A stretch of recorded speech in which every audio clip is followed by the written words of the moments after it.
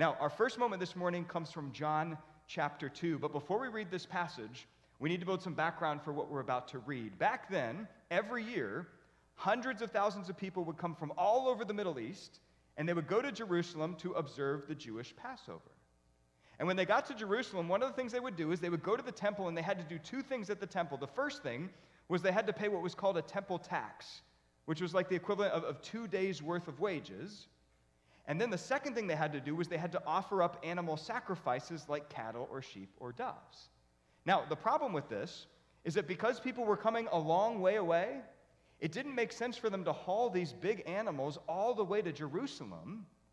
And so instead, they wouldn't take them with them. By the time they got to Jerusalem, they would just buy the animals right outside the temple courts. Now, just by a show of hands this morning, how have you been to Disney World or Busch Gardens or Universal Studios before? Very good, very good. You know this well. If it's hot, especially when you go during the summer, at some point, you're going to say this, oh man, I'm parched. I could really use some water. And so what do? You go over to one of the concession stands and you pick out one of those 20-ounce bottles of Dasani water, and the person rings you up, and it's $7. And you're like, wait a second, $7? I mean, this is ridiculous. I could go to Publix and buy 50 bottles of water for $7. I mean, come on, this is crazy. This is price gouging. You see, back in that time, when people would make this long journey there, the merchants would take advantage of the fact that they had to travel all this way, that they didn't have animals with them, and so guess what they would do? They would price gouge them. Man, they would charge them way more than what was needed. And so here's the issue. Observing the Jewish Passover, here are these people, they come up towards the temple, and two things are going on. You've got these money changers who are collecting this crazy temple tax, and then you've got these merchants who are totally going after and price gouging these poor meaning people with these animals. Now, as all this is going on, guess who walks up to the temple? Jesus, right?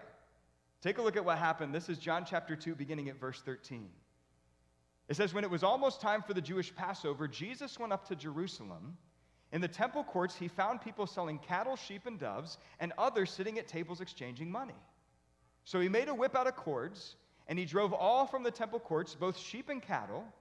He scattered the coins of the money changers and overturned their tables. To those who sold doves, he said, get these out of here. Stop turning my Father's house into a market. And then his disciples remembered that it is written, zeal for your house will consume me. Now, here is Jesus. He comes across a situation, and what does he feel based on what he sees? He feels upset, right? He's upset.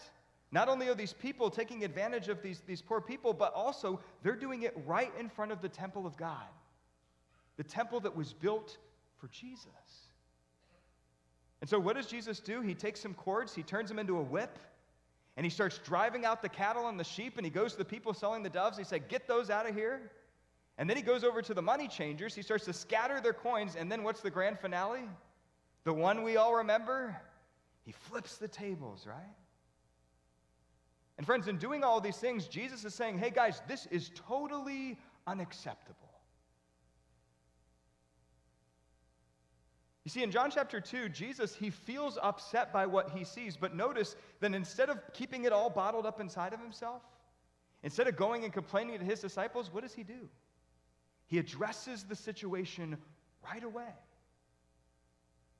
And friends, this is the first way that Jesus teaches us how to manage our emotions, which is this. Take a look that sometimes we need to address the situation right away. In other words, if somebody says something or something happens to us and it makes us feel a certain way that's harmful and detrimental, we feel angry and upset or frustrated, the best way that we can manage those emotions is to address the situation right away so that we can stop feeling what we're feeling.